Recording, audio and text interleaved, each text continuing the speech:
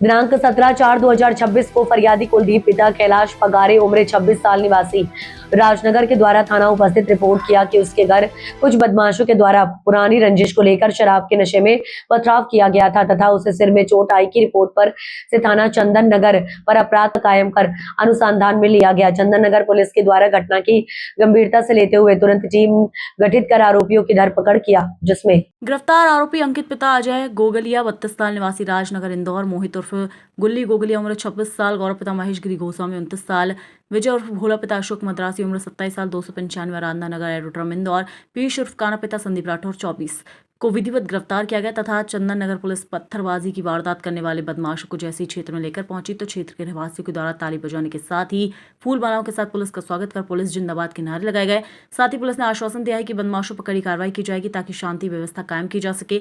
फरियादी के द्वारा शिकायत की थी कि उनके घर पर पत्थर फेंके गए थे। आसपास लगी हुई सीसीटीवी फुटेज में पूरी वारदात कैद हुई थी, जिसमें कई लोग पत्थर फेंकते नजर आ रहे थे।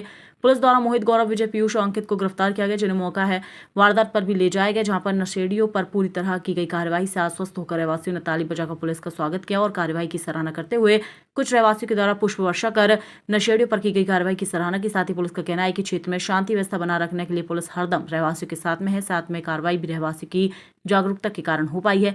अभी घटना मुख्य आरोपी आकाश उर्फ अक्कू मराठा गोल्ड परिवार व सुनील उर्फ भूरी फरार चल रहे हैं, जिनको शीघ्र गिरफ्तार किया जाएगा।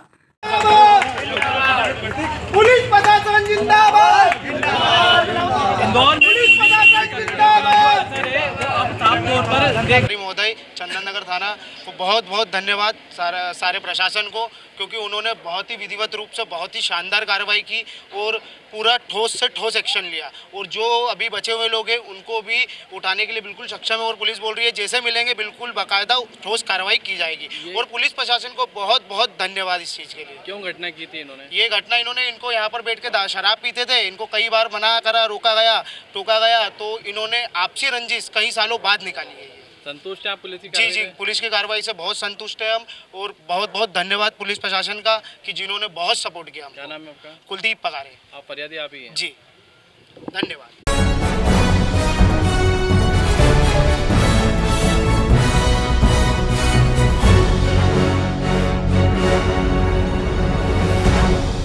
बड़वानी यातायात पुलिस और MPRDC के द्वारा ग्राम करी स्थित बांडल कॉलेज के सामने दुर्घटनाओं को रोकने के लिए बनाए गए स्पीड ब्रेकर से सड़क दुर्घटना का शिकार हुए तलु निवासी रितेश मोरे और उनकी मां सोमवार रात सड़क दुर्घटना का शिकार हुई थी, जिसमें से इलाज के दौरान रितेश मोरे की मौत हो गई थी, तो उनकी मां का इलाज अभी भी नाजुक हालत में जारी है। मामले में आज रविवार सुबह 9 बजे स्थानीय लोगों ने कहा कि प्रशासन ने आनन फानन में बनाए रंबल स्ट्रिप के कारण वेल्डिंग का काम करने वाले तलून के युवक रितेश मोरे की जान चली गई, तो वहीं मां कुंताबाई का इलाज अभी भी जारी है। प्रशासन ने नियमानुसार गति अवरोधों पर थर्मोप्लास्टिक पेंट यानी कि सफेद कलर का पेंट करना चाहिए था, जिससे कि रात में भी गति अवरोध का चालक को पता चलना अनिवार्य है, किंतु विभागीय लापरवाही के चलते आज दिनांक तक गति अवरोधों पर थर्मोप्लास्टिक पेंट नहीं किया गया है, जिसके कारण आगामी समय में भी और हृदय विदारक घटना होने का अंदेशा बना हुआ है। नमस्कार, आपका नाम बताइए? लोकेश नरगावे, सरपंच ग्राम पंचायत तलून। सोमवार के दिन दुर्घटना में जिस युवक की मौत हुई उसका कारण क्या था?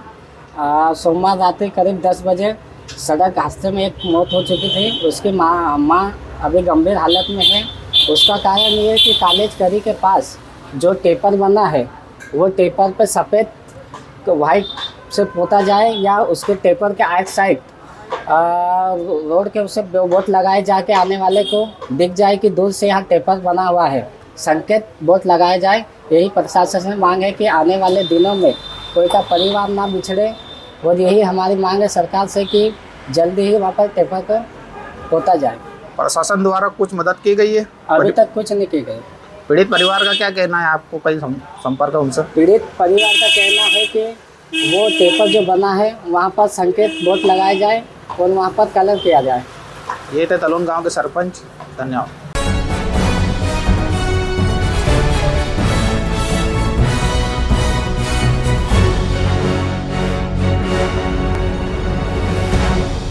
सिरोंज विदिशा में भगवान परशुराम जी के जन्मोत्सव के पावन अवसर पर नगर में रविवार को भव्य वाहन रैली का आयोजन किया गया। जिसमें समाजजनों का उत्साह देखते ही बना।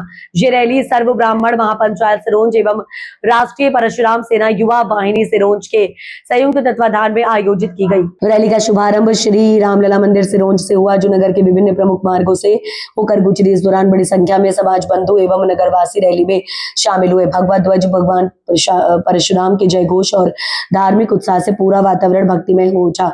नगर के विभिन्न स्थानों पर रैली का पुष्प वर्षा कर स्वागत किया गया, जिससे आयोजन की भव्यता और अधिक बढ़ गई। आयोजकों ने बताया कि इस वाहन रैली का मुख्य उद्देश्य समाज में एकता, संगठन और धर्म जागरण का संदेश प्रसारित करना है।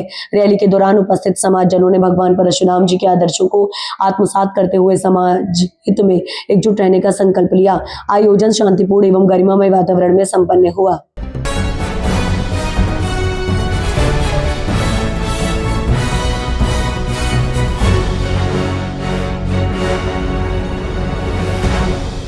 बड़वानी में पर्यावरण संरक्षण और वैकल्पिक निर्माण तकनीक की एक अनोखी पहल देखने को मिली, जहां पवन केवट के प्राकृतिक संसाधनों से बने घर का उद्घाटन नर्मदा बचाओ आंदोलन नेत्री मेधा पाटकर ने किया। इस मौके पर उन्होंने पर्यावरण अनुकूल निर्माण पद्धतियों को अपनाने का संदेश दिया। आज रविवार दोपहर 3 बजे मिली जानकारी के मुताबिक बड़वानी के कुकरा राजघाट पुनर्वसाहट क्षेत्र में पवन केवट द्वारा वैकल्पिक तकनीक से निर्मित घर का रविवार को उद्घाटन किया गया। इस अवसर पर मेधा सहित कई ग्रामीण, सामाजिक कार्यकर्ता और पर्यावरण प्रेमी मौजूद रहे। आपको बता दें कि ये घर मिट्टी, बांस, पत्थर और चूने जैसे प्राकृतिक और स्थानीय संसाधनों से तैयार किया गया है। वर्तमान समय में तेजी से बढ़ते निर्माण कार्यों में रेत और सीमेंट के अत्यधिक उपयोग के कारण पारंपरिक निर्माण तकनीकें धीरे धीरे समाप्त हो रही हैं। इससे नदियों, जल स्रोतों और पर्यावरण पर सकारात्मक प्रभाव पड़ रहा है। इसी को ध्यान में रखते हुए इस घर का निर्माण वैकल्पिक और टिकाऊ तकनीक से किया गया है। पवन केवट, जो नर्मदा बचाओ आंदोलन से जुड़े हैं और नाविक समाज से आते हैं, उनके इस घर के निर्माण में आर्किटेक्ट अनूप रंगोले और दीक्षा बहन ने मार्गदर्शन दिया, जबकि तितली बहन ने सहयोग प्रदान किया। प्रकृति प्रेमी कलाकार संजय भोसले ने इस घर को प्रकृति, नदी और बिरसा मुंडा की प्रेरणादायक चित्रकारी से सजाया है, जिससे ये घर आकर्षण का केंद्र बन गया है। आज हम राजघाट के यानी कुकरा गांव के सरदार सरोवर विस्थापितों के पुनर्वसाहट में नर्मदा किनारे खड़े हैं। इस पुनर्वसाहट के साथ 83 पुनर्वसाहटें मध्य प्रदेश में बनी है, लेकिन इस वसाहट में पवन केवट, जिसकी आज शादी भी शुरू हो रही है, लेकिन ये एक ऐसा नाविक रहा है कि जिसने जब डूब आई बड़ी 2019 में, तब राजघाट के बहुत से लोगों को, उनके सामानों को बचाया था। आज भी वो केवट ही है, पर अपने परिवार में कुछ अकेला है और बाकी सब परिवार के जन उसके साथ है। उसका ये जो घर बनाया है, ये अनूप रंगोले, जिसने केरल में लॉरी बेकर की टेक्नोलॉजी का अभ्यास किया और अनुभव किया है, आज भी महाराष्ट्र के बुल्ढाना जिले से लेकर अलग अलग जगह पर उसके घर बन रहे हैं। ये घर की विशेषता है वैकल्पिक तकनीक। आज रेत और सीमेंट से जो बर्बादी हो रही है और बहुत सारे घर ऐसे महल जैसे बन रहे हैं कि जिसमें बहुत कुदरत से खिलवाड़ करके कुदरत के यानी प्राकृतिक संसाधनों का बड़े पैमाने पर उपयोग होता है, तो कुदरत जवाब दे सकती है इंसान को। हिमालय पिघला सकती है, अरावली धंस सकता है, जोशीमठ खत्म होता है और नदियाँ भी बर्बाद हो रही है। आज जो नर्मदा की हालत है वो भी हमको देखना ज़रूरी है। तो आज पवन केवट का ये घर, दीक्षा बहन जो गोवा की एक वयस्क आर्किटेक्ट है, उसने भी बहुत वैकल्पिक विकास पर काम किया है। और उनकी बेटी तितली, जिसने विकास के नाम पर अमेरिका में पूरे पढ़ाई की है, इनके भी मार्गदर्शन में ये घर बना है, जो ठेकेदारों ने किया है।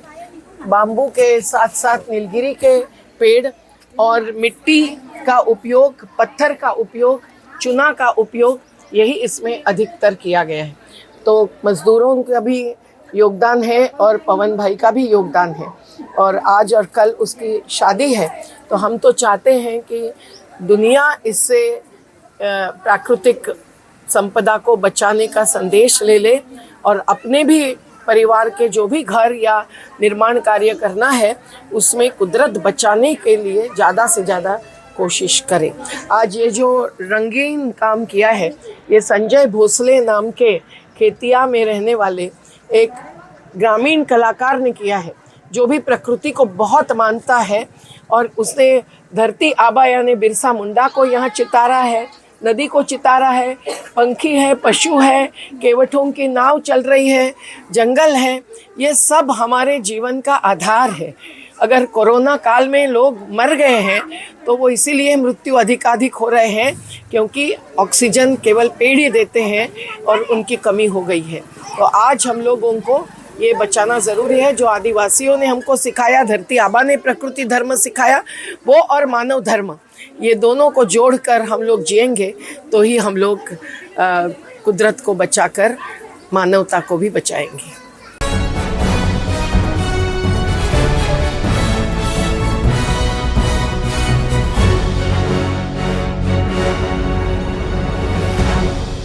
अलीराजपुर में मुख्यमंत्री कन्या विवाह योजना के अंतर्गत सामूहिक विवाह सम्मेलन का सफल आयोजन अलीराजपुर के कृषि उपज मंडी परिसर में किया गया।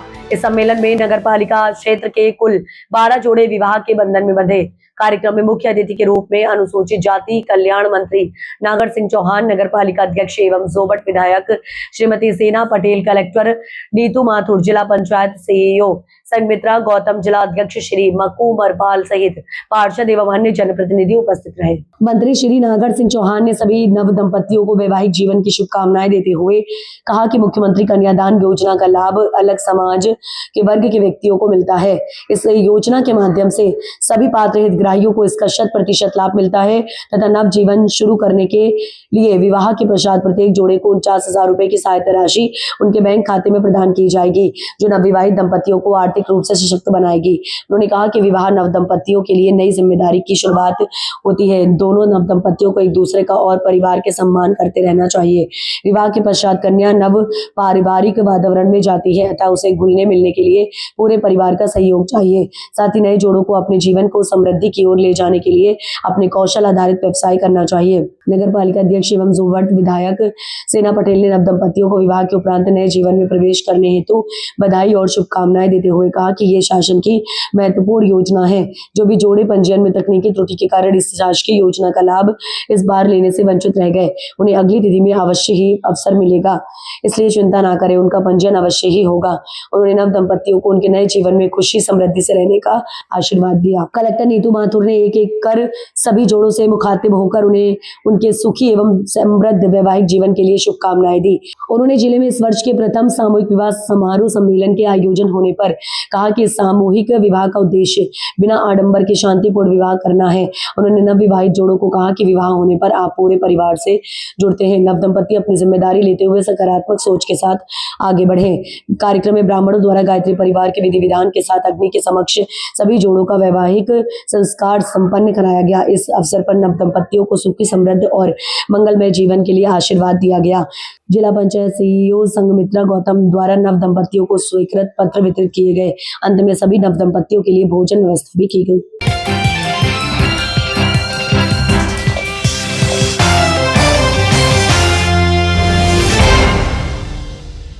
अलीराजपुर में सागर वंशीय माली समाज की एक सराहनीय पहल सामने आई है। अक्षय तृतीया पर जहां सामाजिक एकता और सहयोग का अनूठा उदाहरण पेश करते हुए 9 जोड़ों का सामूहिक विवाह संपन्न कराया गया। इस आयोजन में न केवल परंपराओं को जीवित रखा बल्कि सामाजिक सद्भाव और आर्थिक सहयोग का भी संदेश दिया। कार्यक्रम में बड़े ही हर्षोल्लास और उत्साह के साथ आयोजित किया गया। विवाह समारोह में सभी जोड़ों को पूरे रीति रिवाजों के साथ विवाह बंधन में बांधा गया। खास बात यह रही कि दूल्हा दुल्हनों की शाही सवारी बग्घी पर निकाली गई, जिसने पूरे आयोजन को भव्य और यादगार बना दिया। डीजे की धुन और फूलों की सजावट के बीच निकली इस सवारी ने सभी का मन मोह लिया। समाज के लोगों ने बढ़ चढ़कर इस आयोजन में हिस्सा लिया और नवविवाहित जोड़ों को आशीर्वाद दिया। इस तरह के सामूहिक विवाह कार्यक्रम न केवल अनावश्यक खर्चों को कम करते हैं बल्कि समाज में एकजुटता और सहयोग की भावना को भी मजबूत करते हैं। माली समाज की इस पहल की हर तरफ सराहना हो रही है और इसे एक प्रेरणादायक कदम माना जा रहा है, जो अन्य समाजों के लिए भी मिसाल बन सकता है।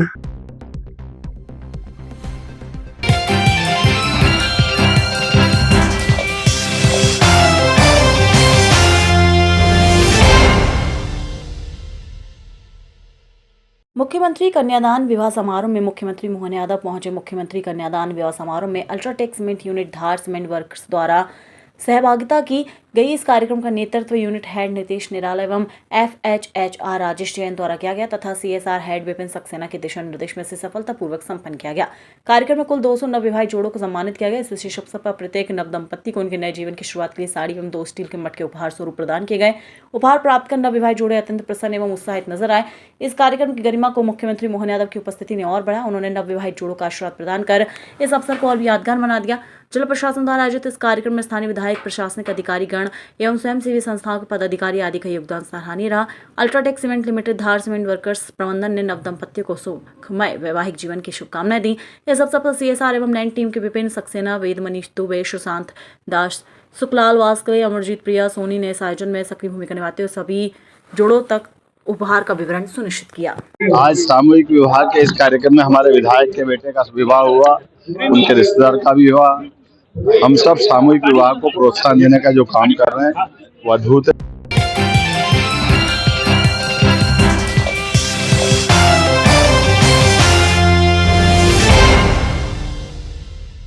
महिला आरक्षण पर घमासान, कांग्रेस का वार कानून बना लेकिन लागू नहीं, भाजपा जवाब दे। दरअसल आपको बता दें, महिला आरक्षण को लेकर देश भर में सियासत लगातार गर्माती जा रही है। जहां एक तरफ भाजपा इसे ऐतिहासिक फैसला बता रही है, वहीं कांग्रेस अब इसके लागू होने में हो रही देरी को लेकर सरकार पर सवाल उठा रही है। धार जिला कांग्रेस कार्यालय में आयोजित प्रेस कॉन्फ्रेंस में जिला महिला कांग्रेस अध्यक्ष प्रीति महेश्वरी ने भाजपा पर महिला आरक्षण के नाम पर भ्रम फैलाने का आरोप लगाया और कहा कि सच्चाई जनता के सामने लाई जानी चाहिए। उन्होंने कहा कि कांग्रेस की विचारधारा हमेशा से महिलाओं को सशक्त बनाने की रही है और पार्टी ने इस दौर में महिलाओं को राजनीतिक और सामाजिक रूप से आगे बढ़ाने का काम किया है। प्रीति महेश्वरी ने कहा कि भाजपा द्वारा यह प्रचार किया जा रहा है कि कांग्रेस ने महिला आरक्षण बिल को पास नहीं होने दिया, जबकि हकीकत यह है कि महिला आरक्षण बिल सितंबर 2023 में संसद के दोनों सदनों से पारित होकर कानून बन चुका है। हालांकि उन्होंने ये बड़ा सवाल उठाया है कि कानून बनने के बावजूद अब तक इसे लागू क्यों नहीं किया गया और महिलाओं को इसका वास्तविक लाभ कब तक मिलेगा। महिला आरक्षण कानून के तहत लोकसभा और राज्य विधानसभाओं में महिलाओं के लिए 33% सीटें आरक्षित करने का प्रावधान किया गया है, लेकिन इस आरक्षण को लागू करने की प्रक्रिया को अगली जनगणना और उसके बाद होने वाली परिसीमन से जोड़ा गया है। यानी जब नई जनगणना के आधार पर सीटों का पुनर्निर्धारण होगा तब ये आरक्षण जमीन पर लागू हो सकेगा। प्रीति महेश्वरी ने कहा कि 2014 से केंद्र में भाजपा की सरकार है, ऐसे में महिलाओं को उनका अधिकार दिलाने के लिए प्रक्रिया को तेज किया जाना चाहिए, लेकिन अब तक कोई स्पष्ट समय सीमा सामने नहीं आई है। उन्होंने ये भी कहा कि महिलाओं को केवल चुनावी मुद्दा बनाना ठीक नहीं है, बल्कि उन्हें वास्तविक राजनीतिक भागीदारी देना जरूरी है ताकि वे निर्णय लेने की प्रक्रिया में मजबूत भूमिका निभा सके। प्रेस कॉन्फ्रेंस के दौरान महिला कांग्रेस कार्यकर्ताओं ने भी मांग की है कि महिला आरक्षण को जल्द से जल्द लागू किया जाए और इस पर सरकार अपनी स्थिति स्पष्ट करे। आज महिला आरक्षण को लेकर मुख्य रूप से प्रेस कॉन्फ्रेंस थी। महिलाएं हमारे देश का सबसे मजबूत स्तंभ है और कांग्रेस पार्टी की हमेशा ही से ही विचारधारा कि महिलाएं आगे बढ़े, चाहे राजनीतिक क्षेत्र हो, चाहे स्थानीय निकाय हो, पंचायत चुनाव हो, सभी में। अभी भाजपा के द्वारा एक भ्रम फैलाया जा रहा है कि कांग्रेस ने महिला आरक्षण बिल गिरा दिया, महिला आरक्षण पास नहीं होने दिया। तो मैं उन सभी को ये बताना चाहूंगी कि महिला आरक्षण बिल सितंबर 2023 में पास हो चुका है, लेकिन अभी तक पारित नहीं हुआ है। चूंकि 2014 से अभी तक निरंतर भाजपा की सरकार पूर्ण बहुमत में है। सन 2091-92 में हमारे नेता आदरणीय पूर्व प्रधानमंत्री स्वर्गीय राजीव गांधी जी की मुख्य रूप से पहल रही है। उनकी विचारधाराओं ने सबसे पहले ये बात रखी है कि महिलाओं को संविधान में अधिकार मिलना चाहिए, उन्हें देश में अधिकार मिलना चाहिए और उनकी ही पहल से पंचायत राज चुनाव, स्थायी निकाय चुनाव में महिलाओं को भागीदारी मिली, जो कि कांग्रेस की एक अहम भूमिका और महत्वपूर्ण भूमिका रही है। कांग्रेस पार्टी शुरू से ही महिलाओं की हितैषी रही है। महिलाओं को आगे बढ़ाने के लिए उन्होंने हमेशा ही अपना समर्थन दिया है। 2009 में सोनिया गांधी जी ने इसकी महत्वपूर्ण भूमिका राज्यसभा में भी रखी है कि महिलाओं को 50% अधिकार मिलना चाहिए और उन्हें राजनीति में आगे आना चाहिए। 2014 में भाजपा की पूर्ण बहुमत की सरकार बनी, तब भी कांग्रेस पार्टी ने पूरी मजबूती से महिला आरक्षण बिल को लेकर अपनी बात रखी कि महिलाओं को आगे आना चाहिए। लेकिन भाजपा की सरकार होने के बावजूद भी उन्होंने अपना बहुमत नहीं दिया। भाजपा वालों की मंशा शुरू से ही नहीं रही है कि महिला आरक्षण बिल पास हो, महिलाओं को उनका अधिकार मिले। 2019 में आदरणीय लोकसभा में विपक्ष जननायक हमारे राहुल गांधी जी ने अपनी बात फिर मजबूती से उठाई कि महिलाओं को 33% आरक्षण मिलना चाहिए और उन्हें आगे बढ़ना चाहिए। लेकिन 2019 में भी भाजपा की पूर्ण बहुमत की सरकार होने के बावजूद भी महिला आरक्षण बिल पास नहीं हुआ। भाजपा वालों ने तब भी महिला आरक्षण बिल का पूरा विरोध करा और महिला आरक्षण बिल पास नहीं हो पाया। 2024-2023 में लगातार विपक्ष के दबाव के बाद भाजपा वालों को कहीं ये लगा कि अब ये दबाव महिलाओं का बढ़ता जा रहा है महिला आरक्षण को लेकर, तो 2023 में पूर्ण बहुमत से महिला आरक्षण बिल लागू किया गया, संविधान बना।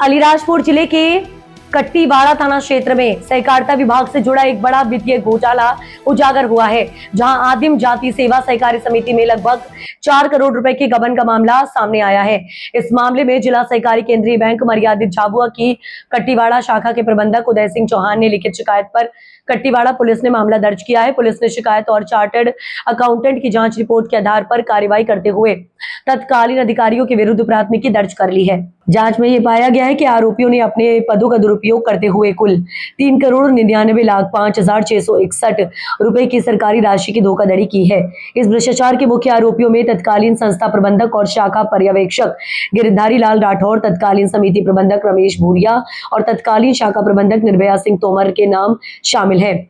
इन अधिकारियों पर आरोप है कि इन्होंने बैंक के सीबीएस सिस्टम में फर्जी आईडी के माध्यम से गलत प्रविष्टियां की और किसानों की निर्धारित ऋण सीमा से अधिक राशि का वितरण दर्शाकर वित्तीय अनियमितताएं की। इसके अतिरिक्त किसानों द्वारा जमा की गई ऋण राशि को उनके खातों में न बढ़ाकर भी बड़ी हेराफेरी की गई है। कट्टीवाड़ा पुलिस ने इस गंभीर आर्थिक अपराध के लिए आरोपियों के खिलाफ धारा 420 और 409 के तहत मामला पंजीकृत किया है। कट्टीवाड़ा थाने में 420-409 आईपीसी जो पुरानी धारा थी उसके तहत एक अपराध दर्ज हुआ है, जिसमें वहाँ के शाखा प्रबंधक जिला सहकारी केंद्र उनकी रिपोर्ट पर इसमें 3 व्यक्ति जो गिरधारी लाल हैं, रमेश और निर्भय सिंह, इनके खिलाफ अपराध दर्ज हुआ है।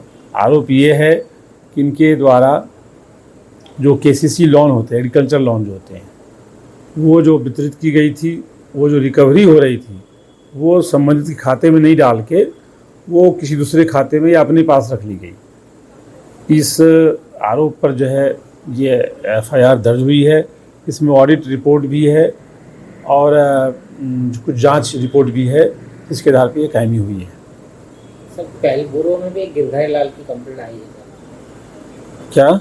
गिरधारी लाल राठौर वो जो अभी भी उनके खिलाफ वापस हाँ, वो गिरधारी लाल के खिलाफ पहले कोई प्रकरण चल रहा है और ये भी इसके खिलाफ फिर से कायम हुआ है। वो भी केस ट्रायल में है सब चल रहा है। हाँ हाँ।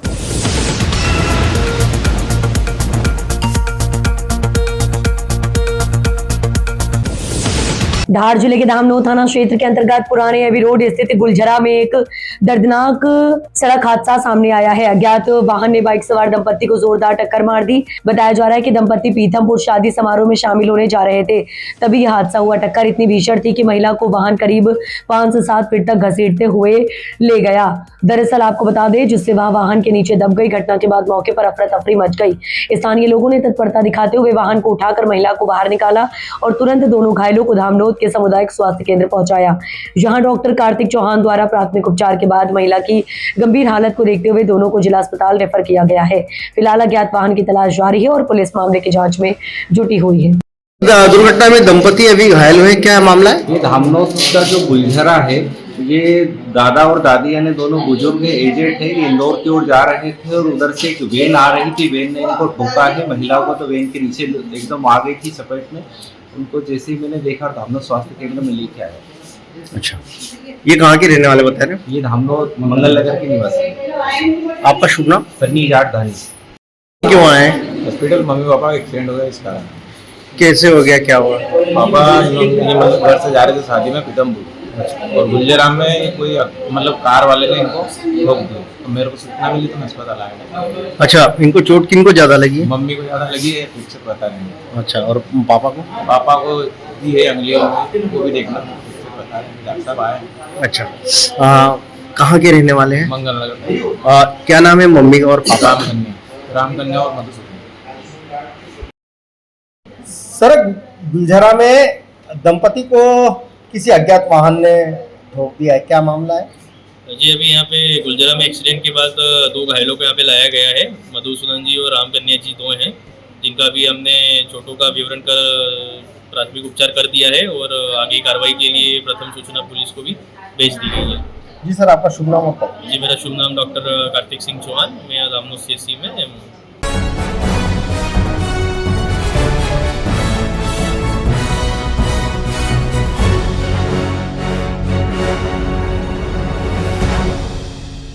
इंदौर शहर के गौपुर चौराहा स्थित कॉलोनी में एक गार्डन है जिसके पार्षद बबलू शर्मा है। उसे गार्डन की स्थिति जब हमारे शहर क्राइम के रिपोर्टर सुमित मारोटिया ने देखी तो दंग रह गए। वहां की हालत कुछ ऐसी थी कि पूरा गार्डन अस्त व्यस्त हो रहा था। बच्चे और बड़े क्रिकेट खेल रहे थे। गार्डन की हालत कुछ ज्यादा ही नाजुक थी। चारों ओर गंदगी और टूटे फूटे कचरे का ढेर। जब हमने वहां के रहवासियों से बात की, उन्होंने हमें बताया कि यहाँ हम सारे सीनियर सिटीजन शाम को बैठते हैं, घूमते हैं, तब यहाँ पर यहाँ के बड़े व बच्चे क्रिकेट खेलते हैं। तो जब कोई यहाँ पर आता है तो उनको बाल की लगती है। जब हम बच्चों समझाइश देते हैं कि क्रिकेट खेलो लेकिन सबका ध्यान रखें, तो उनका जवाब शब्दों में मुंह जोरी करते हैं और हम कहते हैं कि यहाँ नहीं बैठे हैं, हम कहते हैं कि यहाँ खेलने का नहीं है, तो हमें कहते हैं कि यहाँ का मेंटेनेंस हम देते हैं। क्या हम सीनियर सिटीजन घर से शाम को निकलते हैं आधे घंटे के लिए, तो क्या बगीचे में बैठना भी हमारा गुनाह है? पूरे बगीचे की हालत खराब है, देखने वाला कोई नहीं है। एक सुनील ठाकुर करके वहां पर जो पानी का काम करते हैं, उनसे जब हमने पूछा तो उन्होंने बताया कि बोरिंग भी नहीं है और कोई मेंटेनेंस नहीं है। महिलाओं का भी यही कहना है कि उसे महिलाओं ने ना तो ऐसा कहा कि हम बोल नहीं सकते क्योंकि हमारे रिश्तेदार हैं, जिम्मेदार जब ध्यान नहीं देगा तो कौन किसकी सुनेगा। एक महिला से बात की तो उन्होंने भी यही जवाब दिया कि हम बोल नहीं सकते, हमारे रिश्तेदार फिर भी हम दिखाना चाहते हैं। जिम्मेदारों की ये जिम्मेदारी है कि आम जनता जो आपको हमारे क्षेत्र का विश्वास के लिए आपको चुनती है, क्या इसलिए सारी समस्या देखने को मिलती है? गोपुर एक्सटेंशन के पास में गार्डन है, वहाँ पर हम सारे सीनियर सिटीजन के लोग, सेवानिवृत्त अधिकारी कर्मचारी सभी वहाँ पर बैठते थे 1 घंटा शाम को 6 से 7 तक। और वहाँ पर क्या है कि बड़े बड़े बच्चे क्रिकेट खेलते हैं और वो गेंद हम लोगों की तरफ ही मारते हैं और कई लोगों को लग चुकी है, काफ़ी चोटें भी आई हैं। लेकिन हम लोगों ने जब वहाँ जो इस समय गार्डन को संभाल रहे हैं शर्मा, क्या नाम है उनका? महेश कुमार शर्मा।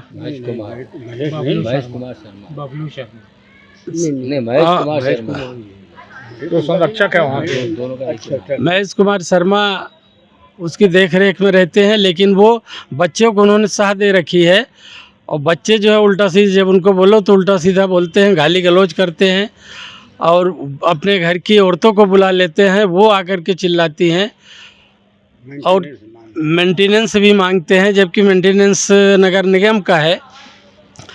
और पूरा गार्डन भी ऐसा बिल्कुल भंगार जैसा, और पूरा गार्डन है वो तो पड़ा हुआ ही है। और इसके अलावा वहाँ पर क्या है कि जब हम लोगों से एक दिन तकरार हुई और तकरार होने के बाद में बेंच को हटा करके जहाँ पर एकदम गंदी जगह थी, हटाला था वहाँ पर ले जा करके रख दिया। अब वहाँ पर सीनियर सिटीजन लोग, सेवानिवृत्त अधिकारी कर्मचारी कहाँ जाएंगे बैठने वहाँ पर? इस तरीके से वहाँ पर दुर्व्यवहार किया जाता है। तो हमारा कहना ये है कि इसका कुछ न कुछ निराकरण होना चाहिए। आपका मदन मोहन पांडे।